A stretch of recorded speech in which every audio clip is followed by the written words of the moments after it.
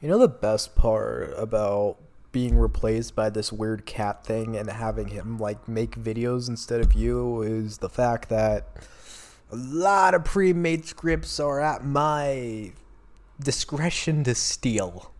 I'm so fucking hyped.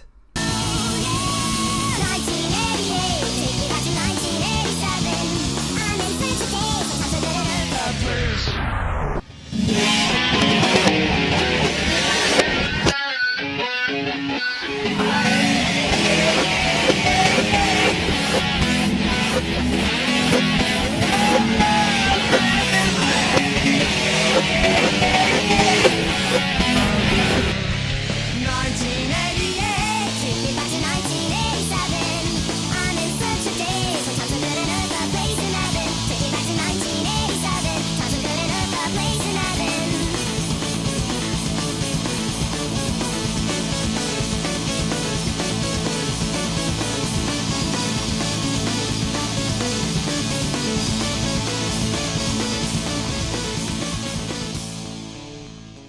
The Banana Splits movie. You may be asking, what the fuck is a banana split? And to that I say, I don't know. I don't know. What this seems to be is that Warner Brothers originally had the rights to make the Freddy Fazbear movie. So they were going to make the Freddy Fazbear movie. But then Scott Cawthon said, no, you're not allowed to make the Freddy Fazbear movie. I'm making the Freddy Fazbear movie with Blumhouse. So Warner Brothers like, you know what? Since we can't make the Freddy Fazbear movie, we're going to take the Freddy Fazbear movie script and we're going to put Snorky over it. And we're all good.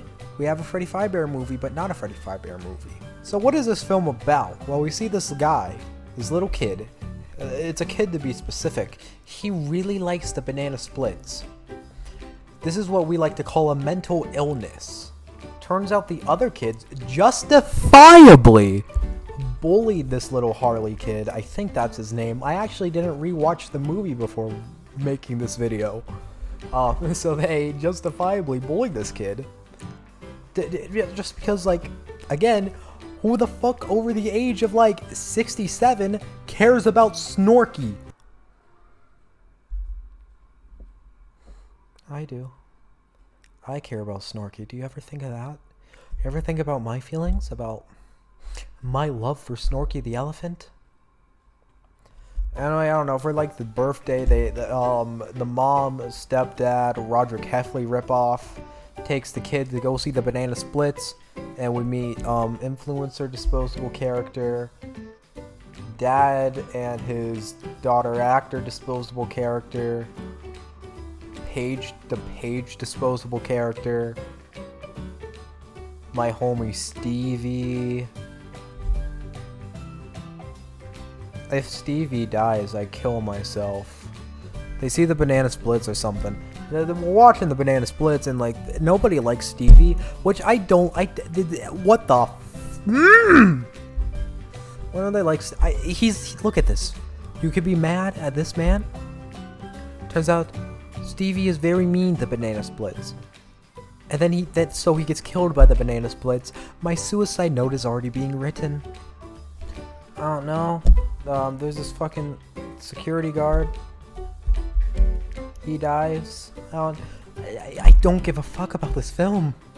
Why? I want to read the script and to try to review. I don't care. Even just read the script I don't care about this film. What the fuck is this text on the fucking script? Pollo pollo. That's not English. I'm gonna.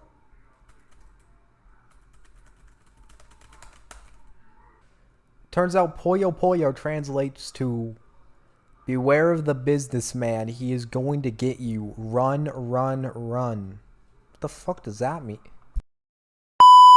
Hello gang, it's me your friendly neighborhood, John Ewitz Extra. I know you guys were hyped for the next episode of the Great Namjoon Reviews, and are currently wondering who this white bitch is. We are unfortunately having technical difficulties, so as a gift for your troubles here is the Lost Hairbrush Bath Mat Sex Tape. Oh,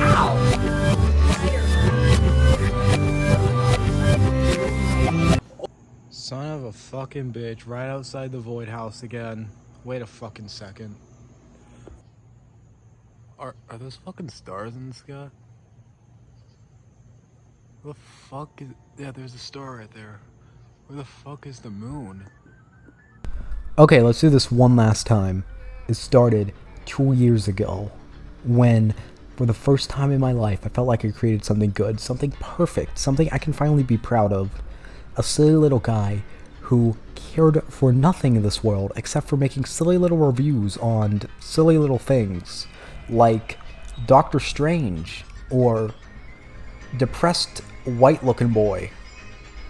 But there was only one thing that I feared could ruin this perfect world which I've created, being going to war with the other members of the council.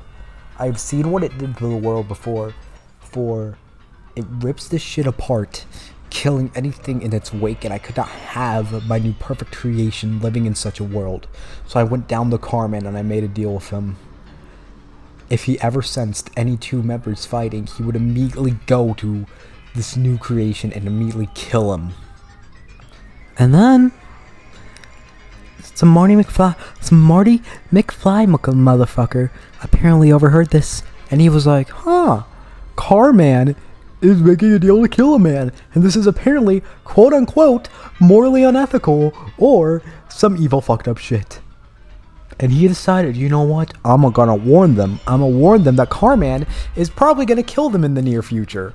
And I'm like, this messes up my whole story, because Lucifer decided to fuck up shit. So I never intended to have Carman team up with Jeffrey, but Lucifer decided to screw shit up. He screwed stuff up, so I had to rewrite it. So, I mean, at least nothing else would mess up this whole thing. I don't want to talk about. I genuinely don't want to talk about it. I wasn't a council member, but I fought with someone. I didn't want to do this anymore. I didn't know. I mean it was somewhat really kind of helped me with this world, but like I didn't know the effects it would have, so I decided I just don't want to think about it anymore. I met up with Automobile Mail. I'm like, hey man, just throw him in the void for me. I don't know what's gonna happen in the future. It will at least keep him safe, and I don't have to think about this shit anymore. Thought it would just be fine like that. I did grow fearful that he would betray me. So using the album Ratitude, I did hypnotize him to become insanely obsessed with the moon and worship it. This did not have the intended effect.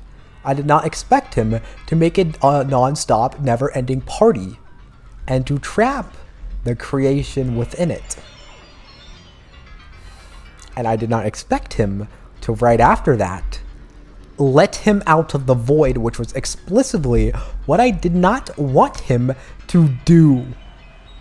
So I had to come up with my final plan. I went to Jeffrey and I said, hey buddy, jump out. I need this guy in the void because I want to avoid my problems, because that's very healthy, not thinking about it. Don't listen to what John Yick says. I will give you full access to the void. Create something to trap this man in. So we created the metaverse. And then some Marty McFly looking motherfucker, got out of the original void and let you out. And like, really poor timing, because some little puffball does not like how me and Mr. Extra have been handling the world. Yeah. So stuff's gonna get bad. I would send you to the void for safety, but I can't do that anymore. Because people keep wanting you out. I don't know what reason, but godforsaken reason, people are refusing to listen to me about this, but apparently, you're out now. So I'm gonna just tell you this. I'm gonna need you to try to prevent this the best way possible. I need you to find Kirby. I need you to find Chow. I need you to convince them to not go after me. Do not come after my buddy, Mr. Extra. Because I don't want this universe destroyed, because it's all their fault. I have done nothing wrong. I'm a good little boy. I'm a good boy. Blame the Kirby. Don't blame me. Is that good?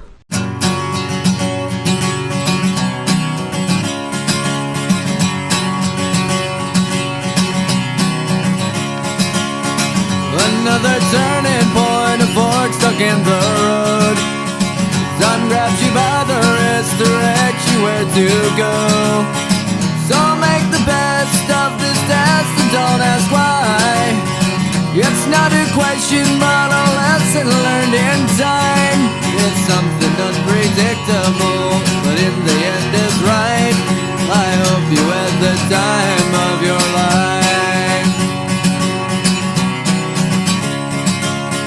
So take the photographs and still frames in your